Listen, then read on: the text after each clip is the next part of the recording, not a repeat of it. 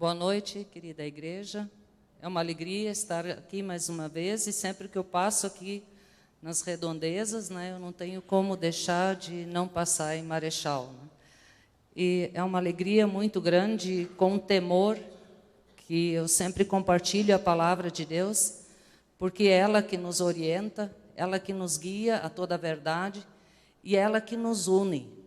E quando Isaí me perguntou qual seria o texto que eu poderia usar, realmente eu quero usar Filipenses. Filipenses, todo o livro de Filipenses é tão especial porque nós sabemos que Paulo, quando escreveu Filipenses, estava numa prisão.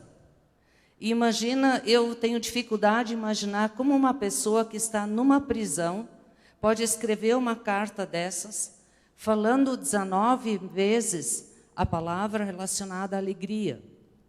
Ou diretamente, mas sempre relacionada à alegria. Como é possível isso? Numa prisão. Eu conheci em Israel, as prisões não são as nossas aqui, são kitnetes ainda bonitas em relação ao que era, em especial, as prisões naquela época.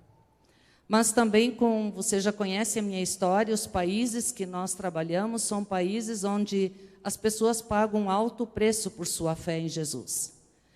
Eu brinco às vezes que depois do batismo, nós muitas vezes no dia do batismo tem churrasco, tem alguma comidinha especial, algum convidado especial, e nesses países, depois do batismo, você pode perder a sua família, você pode sofrer a tentativa de envenenamento, de assassinato, porque você está traindo aquelas tradições de onde você vem antes. Então o batismo é algo muito especial, você entrar no reino de Deus. E por isso, como nós podemos ter alegria no meio disso tudo? E convivendo com esses irmãos ali em Cuba, eu estava agora em setembro do ano passado, num congresso no interior, congresso de mulheres, e mulheres que eu conhecia a casa delas, líderes, esposas de pastores, situações muito difíceis, e elas vinham radiantes de alegria. E eu me envergonhava, porque elas vinham me abraçar. Obrigada, irmã, que você veio, que você fez esse esforço até aqui. Tudo bem, eu fiz 14 horas e meia de ônibus, e foi uma viagem, um pouco de adrenalina. Aliás, quem gosta disso, a vida missionária é muito boa nisso, né? Você não sabe se vai chegar lá, a não ser a segurança de estar no Senhor. Mas elas vieram de caminhão, de carroça, a pé, em Cuba, isso setembro do ano passado. E elas vinham com toda a alegria. E aí, quando eu estava lendo Filipenses, eu comecei, Senhor, como é que pode? Eu quero aprender contigo. Por que nós podemos ser alegres? Devemos ser alegres. Então, eu fiz alguns pontos. E o primeiro ponto está no versículo 1. No versículo 1 diz, Paulo e Timóteo, servos de Cristo Jesus.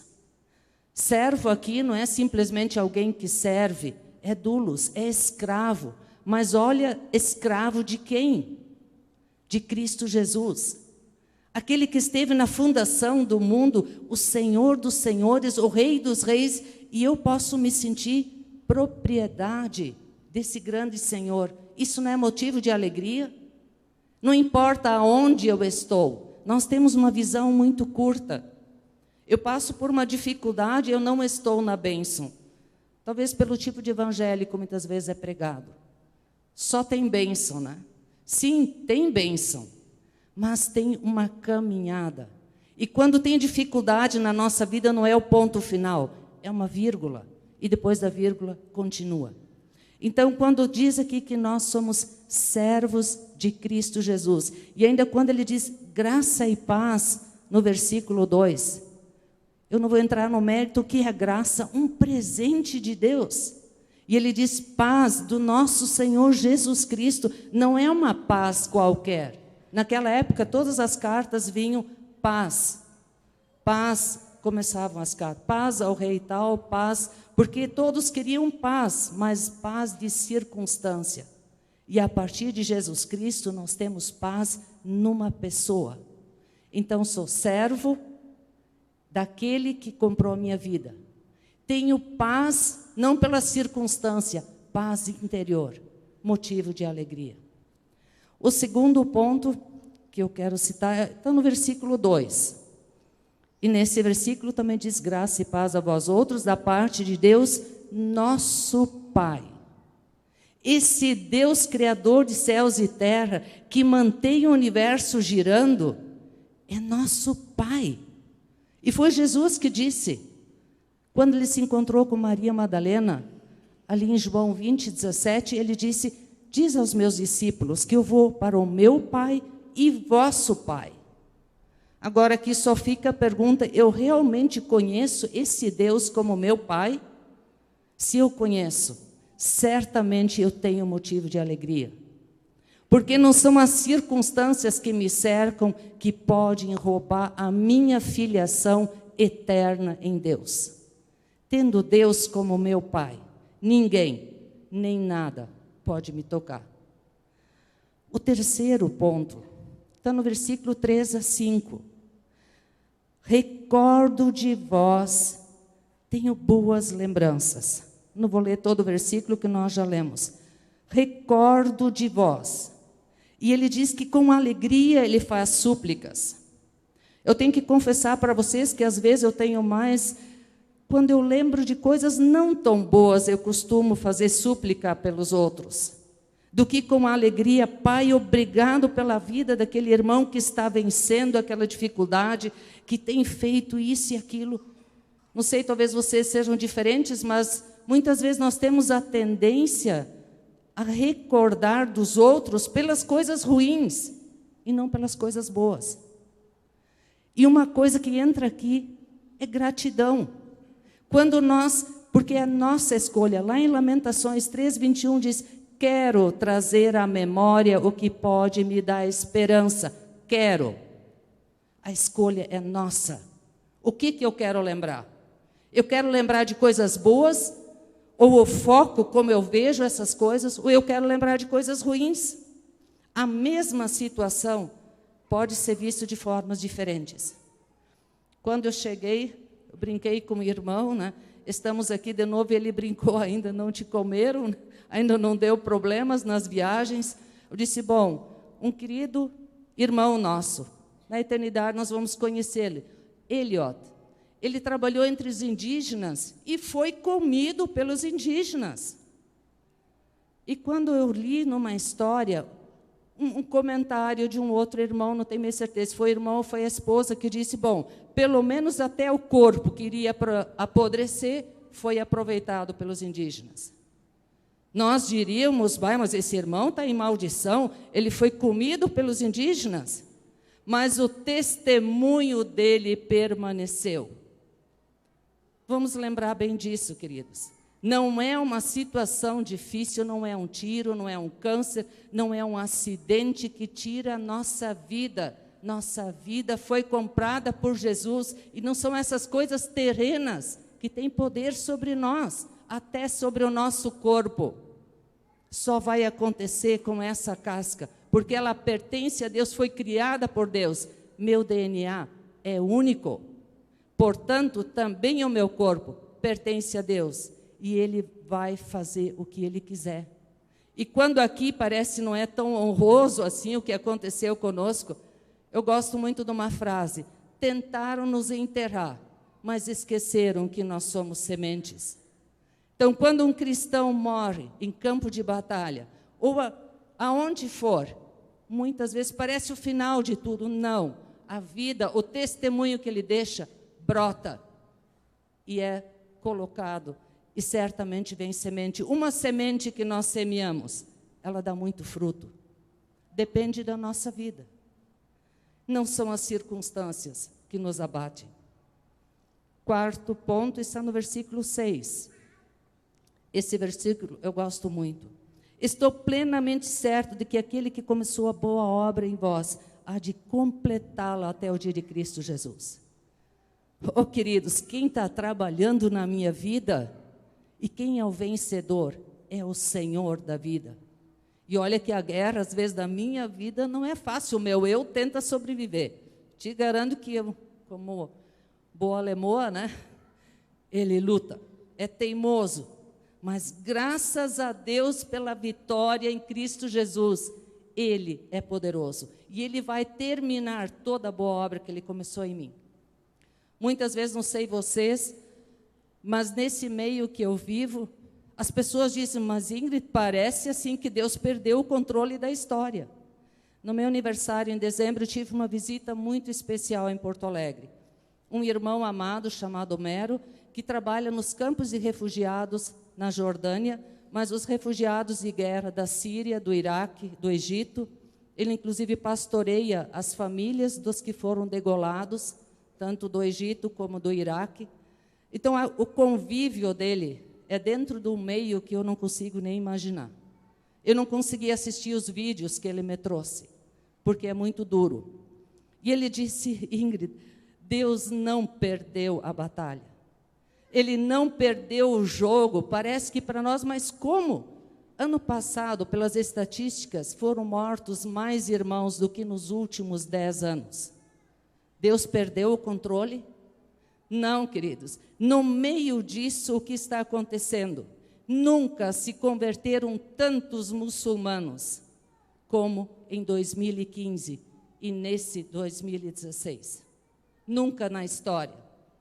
O que está acontecendo? Os pais que perderam 2 jovens degolados, inclusive um deles, ele era casado, tinha a esposa, e quando aconteceu aquela degola, o ISIS, o Estado Islâmico, parou a programação e obrigou os canais a projetarem a degola. E a esposa dele estava sozinha em casa e assistiu pela TV o seu marido sendo degolado. E até o final, sabe o que ele grita? Jesus é o Senhor. Jesus é o Senhor.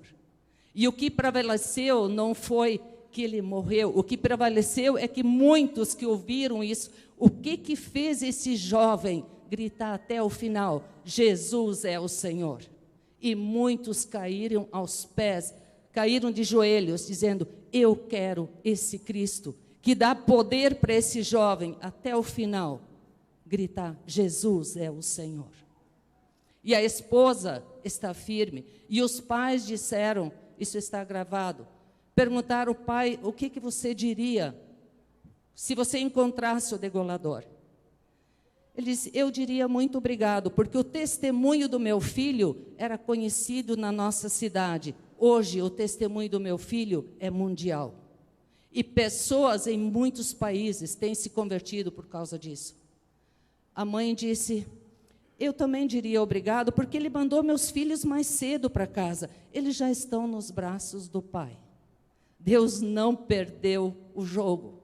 O que nós precisamos é mudar o nosso foco. A morte não é o final. Para quem tem segurança de uma vida em Cristo Jesus, é apenas uma vírgula, uma mudança do nosso corpo. Nossa vida é eterna em Cristo Jesus e já começou agora. A eternidade para nós não é quando a gente morre. A eternidade é quando nós dissemos, Jesus, toma a minha vida em tuas mãos. O 5º ponto está no versículo 7 e 8. E ele diz, aliás, é justo que eu assim pense de todos vós, porque vos trago no coração. Vós, seja nas minhas algemas, seja na defesa e confirmação do Evangelho, pois todos sois participantes da graça comigo. Pois minha testemunha é Deus da saudade que tenho de todos vós, de eterna misericórdia de Cristo Jesus. Nós não podemos esquecer aquilo que os outros fazem por nós. Nós somos uma família. E Paulo conseguia experimentar alegria, não é ser alegre é sentimento. Experimentar a alegria é algo muito mais profundo. E Paulo conseguia experimentar alegria, porque ele fazia questão de lembrar, nós somos um corpo. Quem tenta viver em solidão na vida cristã está fora do propósito de Deus. Porque Deus nos criou para vivermos como família, de muitos filhos, semelhantes a Jesus, não semelhantes ao pastor, ao líder. Me perdoem os pastores, vocês são exemplo, mas não espere que as ovelhas sejam como vocês. Ao contrário, semelhantes a Cristo Jesus. Nós falhamos e vamos falhar até o fim, mas vamos continuar caminhando no crescimento do caráter de Cristo. E quando as pessoas olharem para nós, eles podem dizer, já tem alguma característica de Cristo Jesus. E quando eu olho para alguém, não olhar mais como essa pessoa é agora, mas o propósito que Cristo tem na vida dela. E Ele vai terminar toda a boa obra, mesmo que eu não veja ainda essa obra. Quando vivemos em solidão, temos tristeza, temos dificuldade, mas quando vivemos, mesmo, imagina, Paulo está dizendo isso preso. Ele certamente só conseguia ver algumas pessoas de vez em quando. E ainda assim, ele quer recordar, ele faz questão de recordar tudo o que é a igreja, os irmãos. E no meio disso, certamente, a Bíblia está cheia de várias citações de Paulo, dizendo, aquele me traiu, aquele trouxe dificuldade para o meu ministério, aquele fez isso, mas isso não é o mais importante. Quero trazer à memória o que pode dar esperança. E Paulo andava nessa alegria. Recordar também que são participantes. Eu sempre digo, queridos, parece assim, eu sou a Tchan, né, que viaja lá nos países. Se não fosse pela oração da igreja, se não fosse a mão estendida que enche as minhas mãos também com ofertas para eu poder levar, eu sou simplesmente a mão que leva, o abraço que toca, mas é a força da oração. Nós cantamos antes, mas é real. Por isso, esses irmãos lá no Iraque, em todos esses países que eu tenho andado, com esses irmãos com quem eu tenho andado, eles não pedem para terminar, para que nós estejamos intercedendo para que termine a perseguição. Não. Vamos orar para que permaneçam firmes até o fim. Não é terminar. Como outro irmão disse, a perseguição não destrói a igreja, ela purifica a igreja. O que destrói a igreja é o pecado, não a perseguição. No Egito, a igreja cresceu. Quando o Irã estava em segundo lugar como país de maior perseguição, em 2013, a igreja no Irã cresceu 52%. Dá para entender? Dá. Porque as pessoas se firmam em Deus de fato.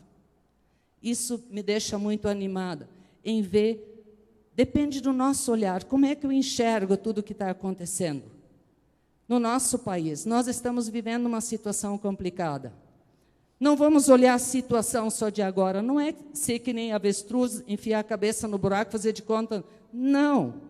Mas ver além. O que Deus quer fazer? Sacudir a igreja. Igreja, é hora de orar. É hora de se posicionar. É hora de se santificar. Porque se a igreja é santa, se a igreja está unida em Cristo Jesus, certamente o inimigo vai ser derrotado. Vamos olhar as dificuldades sob esse ponto de vista. Ainda o ponto 6 está no versículo 9 a 11. Eu gosto demais. Eu não vou ler todo, mas que diz, faça oração para que aumente o conhecimento, aumente a perspectiva, sejamos cheios de fruto de justiça, expectativa, fé, esperança e amor. Se não temos expectativa regada pela fé, porque a fé rega a esperança faz com que nós tenhamos atitudes de amor. Se nós não temos expectativa, nossa fé começa a minguar. Se nós não temos essa nutrição dessa esperança, nós não temos expectativa. Se você não tem esperança que o seu filho vai crescer, que ele vai ser um homem ou uma mulher de Deus, você vai investir nele? Sim, a gente investe porque ainda não está enxergando, mas nós precisamos mover em expectativa. Agora eu não vejo, mas Deus está fazendo. Agora eu não tenho, mas quando Deus quiser, no tempo de Deus, Ele vai fazer com que aconteça. O tempo de Deus não é o nosso. Quando eu leio na Bíblia, eu fico encantada, como sempre se repete, no tempo determinado. Ou seja, Deus sabe o momento certo de te alcançar a cura. Deus sabe o momento certo de te alcançar algo que você deseja. Nesse Salmo 37, Mário, que você leu, no versículo 3, diz: agrada-te do Senhor, e Ele satisfará os desejos do teu coração. E esse agrada-te em alemão, uma tradução que eu li: faz do Senhor tua plena alegria. Faz do Senhor a tua alegria, e Ele satisfará os desejos do teu coração. Por quê? Não é que Deus agora vai, então, simplesmente tu vai convencer Deus a fazer o que tu quer. Não, é que à medida que nós caminhamos com Deus, nossas motivações vão sendo colocadas nas mãos de Deus, e nós vamos entendendo o que Deus tem para nós. Por isso, nosso desejo se torna segundo o desejo do coração de Deus. E Ele tem todo o prazer de nos socorrer. Então, esses são os pontos que eu queria que vocês lembrassem. Somos servos. Temos o prazer, a alegria de sermos servos de Deus. Deus é nosso Pai. O Deus eterno, nosso Pai. Recordar coisas boas. Recordar o que pode nos dar esperança, o que pode nos animar. Deixa as coisas ruins. Recorda as coisas boas. Fé absoluta na obra de Deus. O que Ele começou, Ele vai terminar. Se você entregou a sua vida a Ele, confia nele, o mais Ele fará, e fará muito bem, porque Ele tem um propósito eterno. Somos participantes do corpo de Cristo. Não estamos sozinhos nessa jornada. A glória não é de ninguém. A glória é somente do autor da nossa salvação.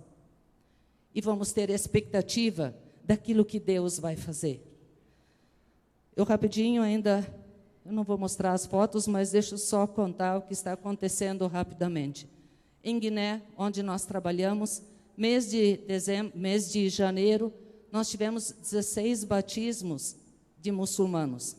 Pode parecer pouca coisa aqui, 16 batismos, né? Entre muçulmanos, queridos, é uma grande vitória.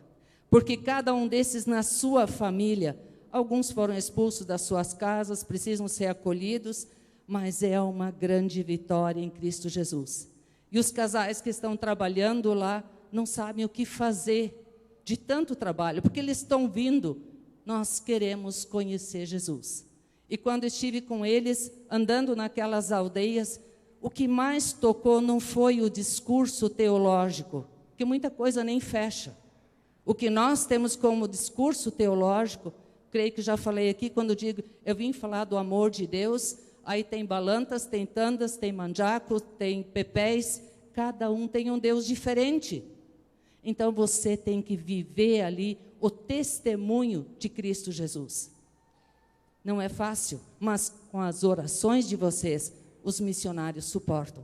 E muita coisa linda está sendo feita. Às vezes, num abraço, uma aldeia que eu fui, todos analfabetas, somente o que nós falamos, e eles vêm nos pedir, orem por nós, porque você disse que o Filho de Deus se importa comigo. Uma mulher, só usando um pano aqui, no restante sem roupa, completamente molhada de suor, cheio da alegria do Senhor. Parece impossível? Não. Nosso Deus é soberano. Guiné precisa das orações. Guiné-Conakry, um país muçulmano, nosso missionário de lá, que estava estudando aqui no Brasil, retorna agora em junho. Ele se formou em mecatrônica e, chegando lá, com esse certificado, ele vai poder ajudar, não só o certificado, mas o que ele aprendeu, ele vai poder ajudar o seu povo.